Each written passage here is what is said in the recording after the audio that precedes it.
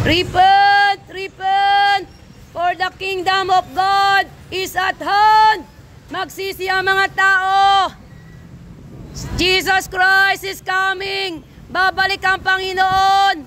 Makipag-ayos na po tayo sa Diyos habang may pagkakataon pa. Come back to Jesus Christ before it's too late. Magsisi ang mga tao. Dahil kapag hindi tayo nagsisi, maraming itatapon sa impyerno. Time is near. Repent! Repent! Mamuhay tayo ng may kabanalan para maranasan natin ang pagliligtas ng Diyos. Magsisi po ang lahat ng tao ay inuutusan ng Panginoon na magsisi. Magsisi ang lahat ng tao para maligtas. Kapag hindi tayo nagsisi, mararanasan ang mga kahirapan na padating na hindi nyo gugustuhin dahil nasa Biblia po yan. Naka-prophecy. Matinding kagutuman. Magkakaroon ng big one. Lindol, tsunami, lahat na. Baha, pagguho ng lupa. At kapag tayo ay hindi nakinig sa warning ng salita ng Diyos, kaawa-awa po ang mga tao. Kaya po ipinapangaral ang mabuting balita na kailangan nating mangagsisi. Mangagsisi habang may panahon pa. Magsisi po tayo habang may panahon pa. Dahil kapag hindi tayo magsisi, marami po ang mapupunta sa impyerno. Kaya tandaan natin, hindi religion. Huwag kayo sasamba sa gawa ng tao. Huwag kayo sasamba sa rebulto. That is not Jesus. Ipinakikilala ko sa inyo tunay na si Jesus. Tambahin nyo sa spirito at katotohanan. Hindi sa mga gawa ng tao. Ang Diyos ay espiritu. Hindi gawa ng tao. Maliwanag ang salita sa Exodo. Sabi doon, huwag kayong sasamba sa gawa ng kamay. Huwag nyo sasambahin ang mga Diyos-Diyosan. Anong ginagawa ng tao? Inilibot pa si Nazaren. Hindi yung Diyos. Bato yun. Wake up! Kapag hindi tayo nagsisi, ang galit ng Diyos ay mararanasan ng mga tao sa bawat sulok ng mundo. Nangyayari ang mga nakasulat. Wake up! Huwag nating pagmatigasin ang ating mga puso. Kawa-awa kayo mga tao. Kapag hindi po tayo nagsisi, kawa-awa po ang mga tao. Mahal kayo ng Panginoon, kaya pinapasabihan kayo. Jesus Christ died on the cross for you. Para hindi ka itapon, para hindi ka ihulog sa impyerno. Subalit kapag ikaw ay hindi nagsisi, sa impyerno ang diretso mo.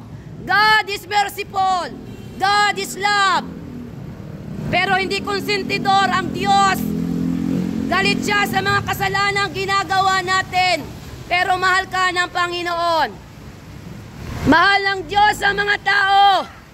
Ang ayaw ng Diyos sa tao, yung kasalanan na ginagawa natin.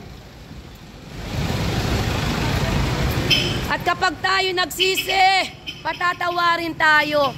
Tandaan po natin, patatawarin tayo ng Diyos. Kasi ang Diyos ay maawain. Matuto lamang tayong magpakumbaba.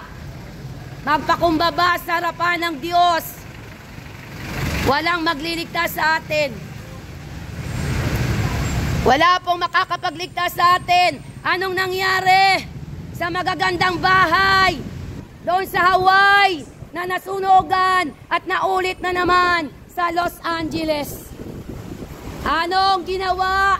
Walang saysay ang kayamanan, ang mga pera mo, lahat ng pinaghirapan mo, nawalang lahat. Kaya kung may Kristo ka, si Kristo ang magliligtas sa iyo. Tunay ang salita ng Diyos. Makamtan mo man ang lahat ng kayamanan, katanyagan sa mundo kung wala kang Kristo.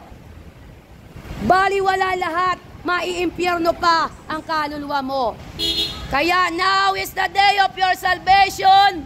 Now is the day. Come back to Jesus Christ. Repent, repent, repent from our wicked ways. Turn away from our wicked ways para makamtan natin ang kapatawaran ng Diyos. Pakunti ng pakunti ang panahon. Kaya tayo po'y mag-isip ng mag-isip. God is love, but He hates sin. Ang Diyos ay pag-ibig, subalit galit siya sa kasalanan.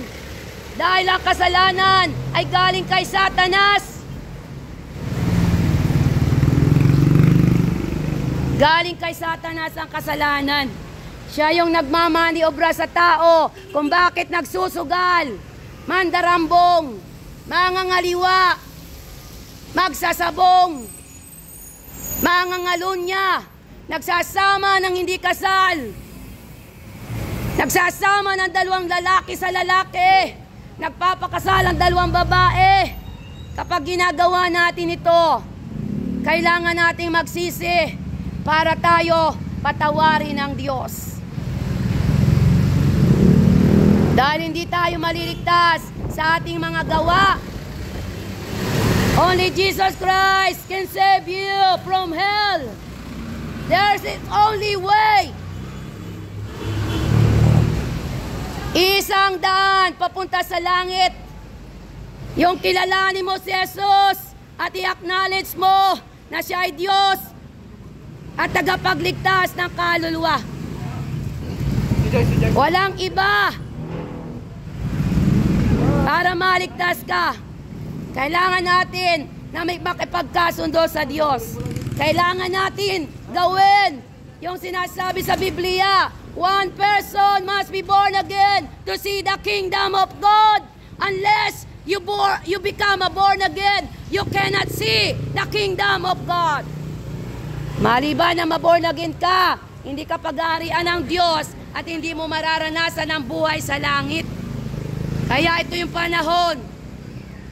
Ang panahon ay pasama ng pasama. Nakikita na po ng lantaran ang ginagawa ni Satanas sa mundo. Kaya ang isa na lamang magsasalba sa atin ay ang Panginoong Jesucristo na namatay sa cross at nabuhay. Babalik siya. Babalik. Babalik ang Panginoon. Nangako siya sa John 14:1 and 2. Aakyat ako sa langit, ipaganda ko kayo na matitirhan. At kapag nakapaganda na, babalikan ko kayo. Kaya babalik ang Diyos. Nawa po, makasama kayo sa pagbabalik niya. Dahil kawa-awa ang mga tao na maiiwanan sa rapture, mararanasan ang pangunguna ni Antikristo. Kawa-awa. Kaya magsipit-balik tayo sa Lord. Manumbalik tayo sa Lord.